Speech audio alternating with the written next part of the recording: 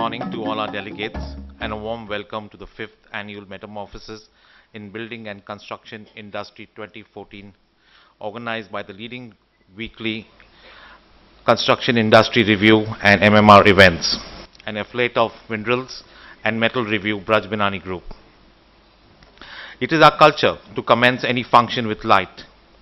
In our culture, light denotes dispelling away darkness, and with its illumination, it shows us the way. Keeping in line with this culture, we will request our guest of honors to kindly commence the 5th Annual Metamorphosis in Building Construction Industry 2014 Open through a simple yet significant gesture by lighting the symbolic candle so that its light illuminates the construction industry, marking progress. However, before we proceed, let us enlighten you about the MMR group of publications, Braj Binani Group, with a very short audiovisual. When India was awakening as a free and independent nation, one individual had burnt the midnight oil to initiate and ignite a revolution of another kind.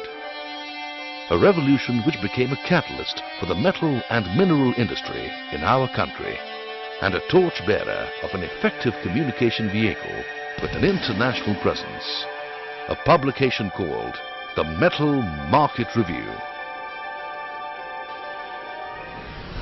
The empowering tool of an entrepreneur's great vision, said Govardhan Das Binani, GD. Post-war, the controller of metals was flooded with requests for allotment, and since metals were allotted on the basis of factory inspection and the immediate need of production, an acute shortfall was the consequence. Meanwhile, the various directorates of the government, mechanical, electrical, chemical, machine tools, etc., were in dire need of required metal and alloy products which could be easily produced in India. This became the genesis for the development of the basic metal industries in India. Simultaneously, the non-ferrous metals panel made far-reaching recommendations for manufacturing primary aluminium, copper, lead, zinc, and so on, which began to get implemented gradually, changing the industrial scenario of independent India. Said Govardhan Das Binani, an advisor to the Metals Directorate on all aspects of metal trade, turned his attention to printing cyclostyle sheets to share information, price index, and other data. And so, in the early 40s, these began circulating amongst fellow traders, metal users, purchasers, and government agencies. Post the Second World War, these cyclostyle sheets emerged as a full-fledged publication. The Metal Market Review, published from Kolkata, was the first of its kind in India, printed from a specially established press, Binani Printers, at Kolkata. GD's vision was to create a mouthpiece for Asia as a whole in the international metal trade. He desired to give the publication an international flavor and a broader perspective.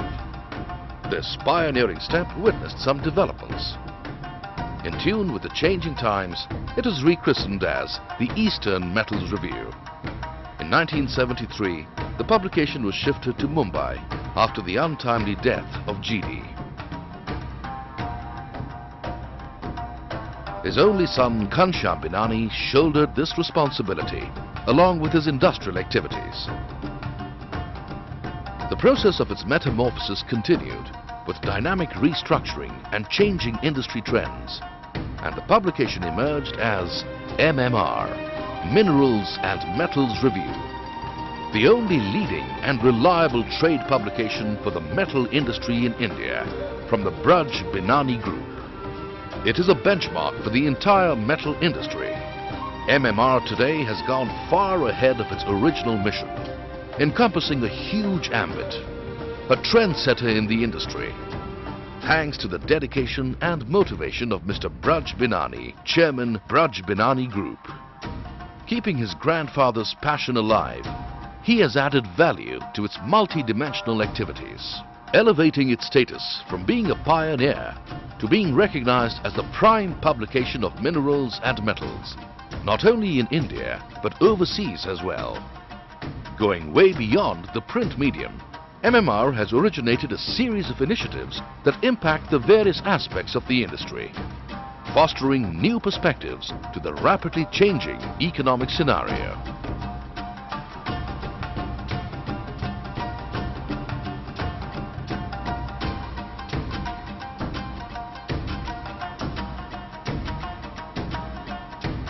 In its ceaseless endeavor to serve the industry better, MMR has added several other services and branches under its fold.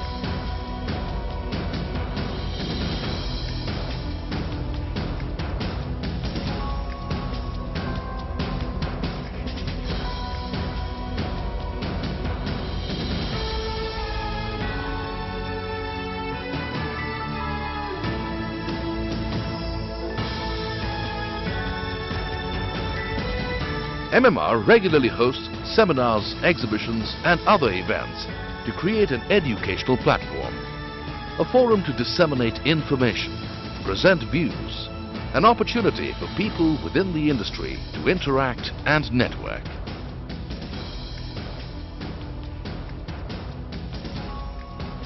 The far-sighted vision of an industrialist par excellence has today become an institution, a benchmark that has brought in its wake a host of advantages for the industry.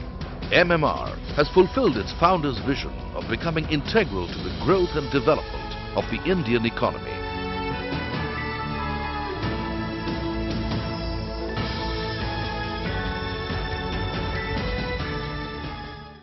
Ladies and gentlemen, please welcome Ms. Beena Verma, the CEO of the group.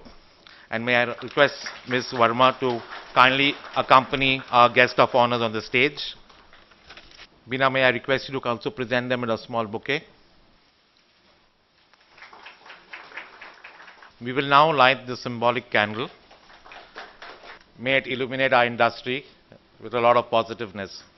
I'm going to request Ms. Beena Verma to kindly address you with a short welcome speech. Well, on behalf of the Asian industry, publishers of Minerals and Metal Review, Construction Review, Foundry Review, Braj Binani Group, I am truly delighted to welcome you all to this event. This is the fifth in the series as Metamorphosis of Construction Industry, and it has been riding on the success of the past years that we had the courage to take it to the next level, which each year we are trying to add on the different activities. And this year we see the participation from various sectors of industry has increased. And I'm sure the years will take it further to the next level. Dear friends, as we all know, the construction on the whole has boldly faced challenges in the year gone by. But the year ahead is expected to make up with a special attention and sanctions given to the infrastructure in recent union budget. We look forward to stabilization of the industry. At this point, investment in infrastructure development is crucial for India's sustained economic growth. There is an urgent need to utilize world-class technologies in the Indian construction sector. Keeping in line with the need of the hour, the objective behind organizing this seminar is to give exposure to the domestic construction industry about some of the latest technologies. In today's seminar, it has been our endeavor to bring a large number of construction companies and professionals under one roof to interact and share their knowledge in the field of building materials, equipment and technologies. Now, the day ahead is packed with enlightening presentations from our esteemed authors from the industry.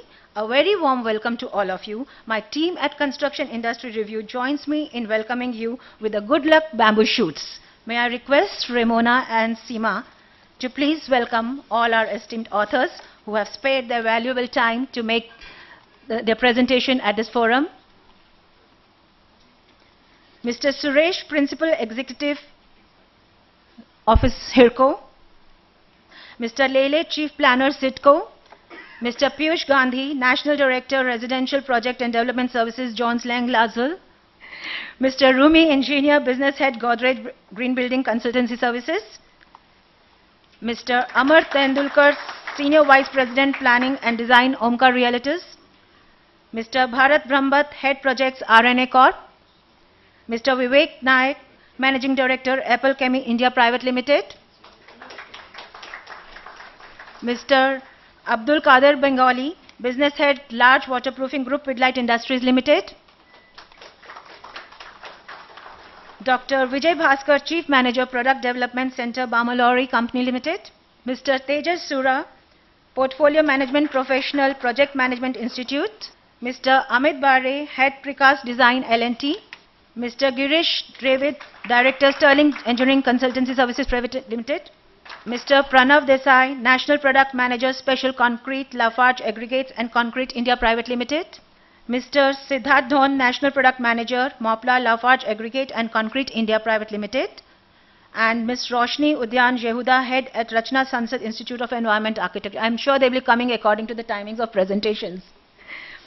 And finally, but most importantly, I would also like to welcome and thank our sponsors and exhibitors for shaping up today's seminar with their financial support. And I hope that they continue to do this good gesture. And many of you join too. And with this, over to my colleague who will be taking you through the proceedings of the day, Mr. Onassis, Communication Director, Media Magics, Braj Binani Group. Thank you. We will now commence today's plenary session with our guest of honor seated on the dais. We have with us today a very distinguished speaker, senior business leader with over 25 years of experience across business development, project execution. He has been involved in mergers, acquisitions, and various greenfield projects in Africa, United Kingdom, Kazakhstan, Australia, India, and the UAE. He's been associated with names like British American Tobacco, Blue Circle Industries, Lafarge, JP Group, Arkan Building Materials, and many more. Interestingly, he's an avid rallyist, having done many rallying seasons in Kenya. He has literally grown up with the world's most popular East African safari rally, winning several podium finishes and awards. Ladies and gentlemen, please join me in welcoming Mr. Joey Ghosh, Managing Director, Binani Cement, India, Asia, Africa, and the Middle East, who will take us through his perspective on the global cement industry. Mr. Ghosh.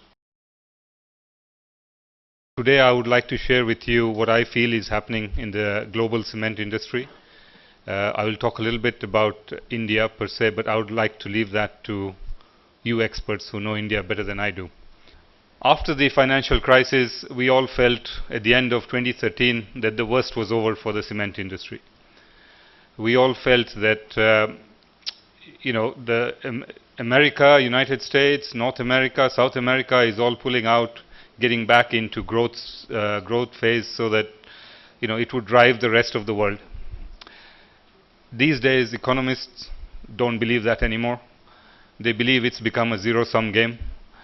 When the West progresses or improves in its economy, it doesn't necessarily mean that the rest of the world will benefit from it.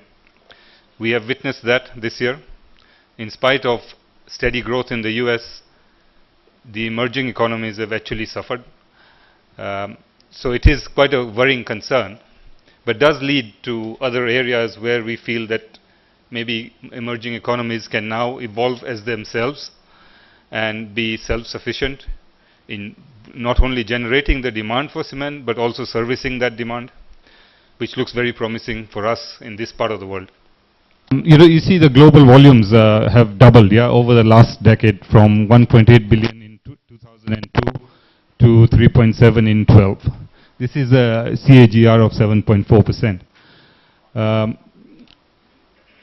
The previous decade was only 4.3%. So it grew, that decade grew. And we can see that China dominates the demand. 39% previous decade, but it grew to 58% in 2012 alone. So China in itself is a significant player in the global cement market. However, it's very self-sufficient. It produces its own cement for its own market. Whatever is left over is exported. But this is the worrying bit. We'll come to it later. In emerging markets, we have always seen some steady growth. Always. It's always there. It grows 7, 8%, 7, 8%. We haven't seen the peaks that we saw in India or in the UAE or sometimes even in the ex-Soviet Union of 30% growth coming down to 20 and then 18. These are peaks which cannot be sustained in the longer term. In Western Europe, the negative momentum continues, and as I was saying, we were all expecting 2014 to be the year that we emerge out of the recession and the cement industry grows in positive numbers. However, it hasn't happened. And that's because Western Europe, although is not declining, but the recovery is a lot slower than what was expected. North America slowed again. Surprisingly, it slowed after a very good 2013. 2014 has slowed down. And as I was saying, the impact of that has hit the emerging markets. So the growth in the emerging markets, which was steady at 7%, is no longer there, which is worrying. It's extremely worrying for us. And as you can see the split there in those charts, you know, China plays a major role in supply and demand, followed by emerging markets and then the Western markets. So the blue line is where I think that the light blue is where we are, and this is very important to us. Again, if you see over the years how this has evolved, you know, the Asia Pacific in the 90s was only 30% of the global market. It has now grown to 40, you know, is growing to 38% from 42%, and it will grow to 42%. So all of it is looking good for Asia. But the most exciting one for us, I think, is when you look at Africa and Middle East. So if you put together these two segments,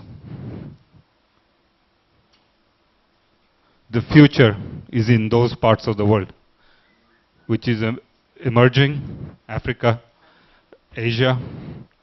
You know, this is where we are. We are emerging in this part, and this is where the future is. So it's very exciting. When you look at the major producing and consuming countries, China is a case in itself. Like I said, it produces, is the second largest economy by GDP. So we can't compare it to the rest of the world. India, of course, is among the top 10 and is growing rapidly. I think it will become the second largest quite shortly. As they say, अच्छे दिन आने वाले हैं.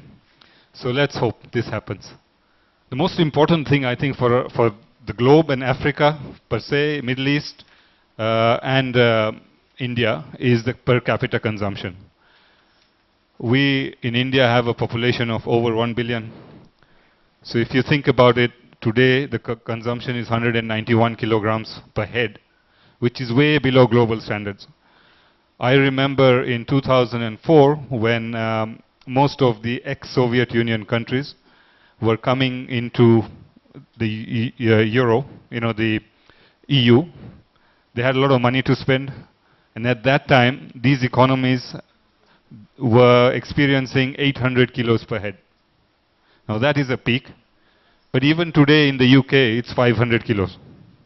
A country where there is no new construction, it's purely maintenance. So if you think and work out those numbers, should India experience 500 kilos per head consumption or demand, this is a significant volume. It's 500 million tons a year. Currently we are at 240. So the future looks good. There is a lot of scope. But I personally have always believed that India will never experience a peak. As we all know, this part of the world, and I talk about the Asians believe in steady growth. There is no peaks and troughs. You know, we believe you grow steadily. So there's never been a year when you have 25% growth. The best that India has ever experienced is about 12, which is a pretty good number in itself. But there are countries like UAE, which experience 40% growth in 1 year. It's not sustainable. So I can see a good future for this construction industry per se in India and in Asia. North America is expected to gain some momentum now that there are some stability within the government. There is also new spending schemes, various revised schemes have come into place. The QF has been revised. It's good for America because money is flowing into America. It's not so good for the rest of the world because that same money could have gone to India or anywhere else. Is no longer coming this way. The Asian tigers, Indonesia, South Korea, Vietnam and Philippines, we expect significant growth. Vietnam and Philippines are two particularly thriving markets that haven't really surfaced due to various internal factors, nothing to do with the industry per se, political factors rather. Western Europe, for me, I think the future has moved from Western Europe. Even the Western European producers are looking away from their own markets.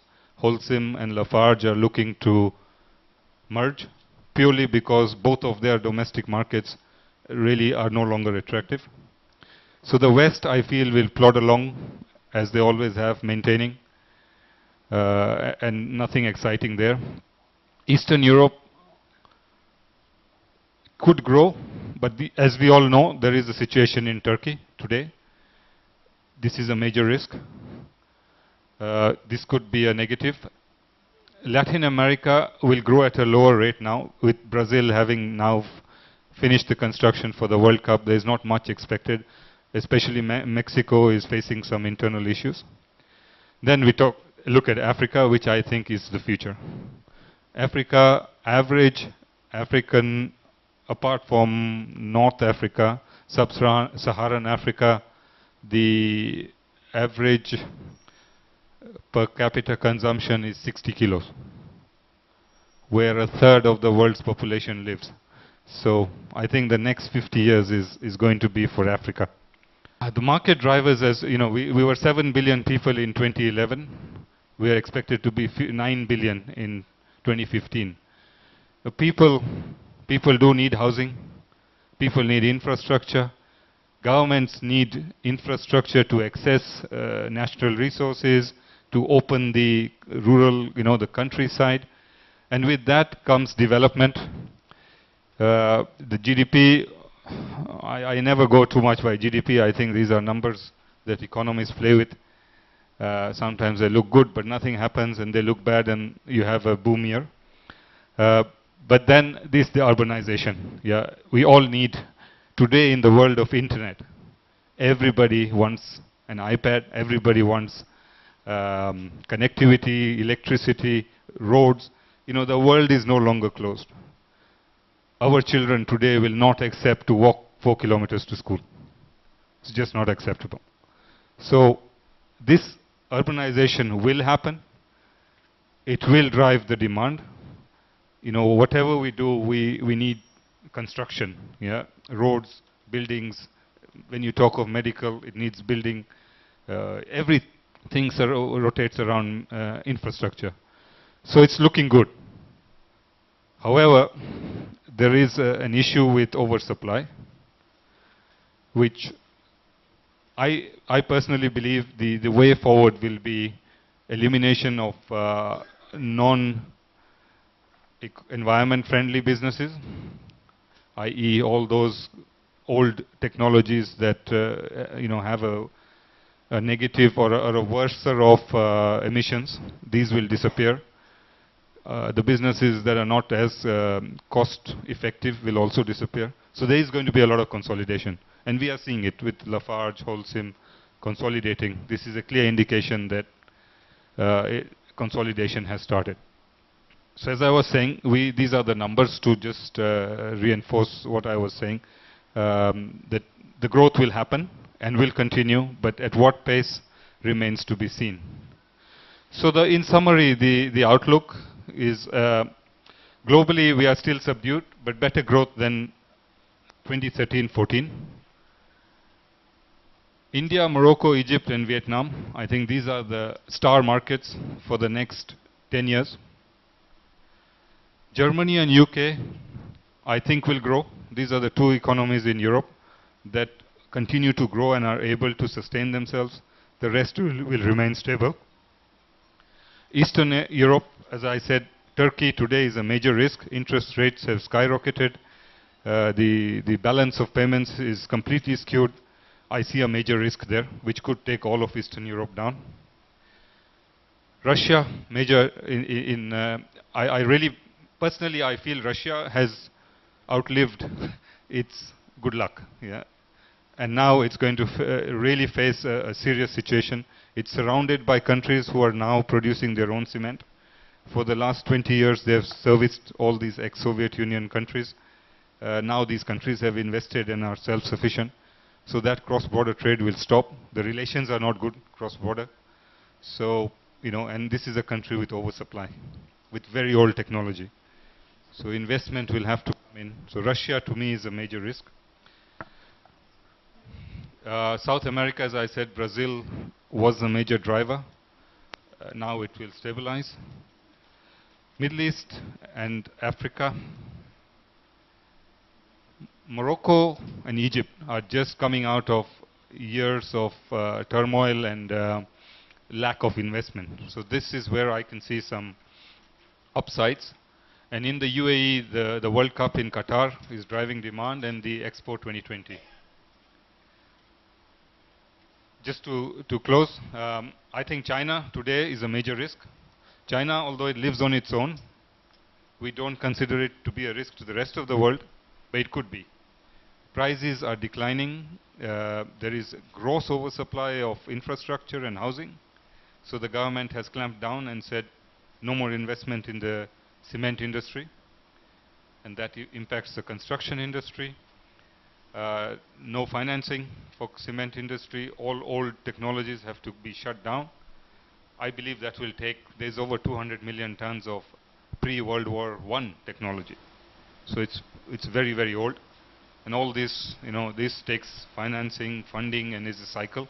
So in the next 5 years, I think China looks extremely gloomy. Although Binani is very much present in China. So it's a big risk for us. India upside is very, very possible. We all know India, but I'll leave you experts to look at that. South Asia will be stable. And as I said earlier, sub-Saharan Africa is where the future is. To me, the next 50 years is where we should be, in Africa and in India. Thank you. Theme for our second session today is on infrastructure scenario in India, which in my opinion is fast changing. We are quite fortunate to have with us a gentleman who is well known and is uniquely qualified to speak to us on the subject. He has written numerous white papers, and his articles on subjects like bidding right, superior EPC bid management, and enhancing revenues at SMEs have been published across the media in India as well as abroad. He has been associated with the likes of Alken India, Hindalco, and the Aditya Birla Group in different capacities. Ladies and gentlemen, it gives me great pleasure to present to you our second speaker for today, Mr. Shripad Ranade, Senior Principal at Tata Strategic Management Group. Please give him a warm welcome. Since I have been set free from that, I will also speak freely, and hence I will use some colloquialisms and say that I am going to essentially speak about Bijli Sadak Pani, and I am going to focus on India. So yes, infrastructure, as it was said, the infrastructure is changing, the scenario is changing, अच्छे दिन आने वाले हैं, and so on and so forth. And then of course there is some criticism and some cynicism about when they would come and why they would come and what are the things that would derail them. So let's look at where we are. First, before that, just to clarify, Tata Strategic Management Group, whom I represent, we are an autonomous independent firm. My views do not represent those of the Tata Group. I'm supposed to say this. So, just starting with the global infrastructure trends. As you can see there, what we are essentially saying is that there are some trends which are not going to change. They are very much here. They will play out over the next decade or so. the share of construction spend worldwide is what you see in this chart here. You'll find that the share of construction spend actually is definitely shifting. It is shifting towards Asia, it is shifting towards Africa. That is here to stay. The construction market worldwide will grow. Something like 7 nations account for 72% of that expected growth. China, India and others, but also the US. The US will continue to be strong. And more importantly, 60% of all global growth in construction is projected in these 3 countries, China, India and the USA. And there's food for thought as to how the US keeps building on that very large base that they already have. The rest of the story is better known, why China and India are growing. Quickly coming back down to India, what are the characteristics of the infrastructure and EPC sector in India? And usually one speaks of infrastructure and then one speaks about the suppliers of infrastructure. And we got a very good and informative overview on the primary supply for infrastructure, which is cement.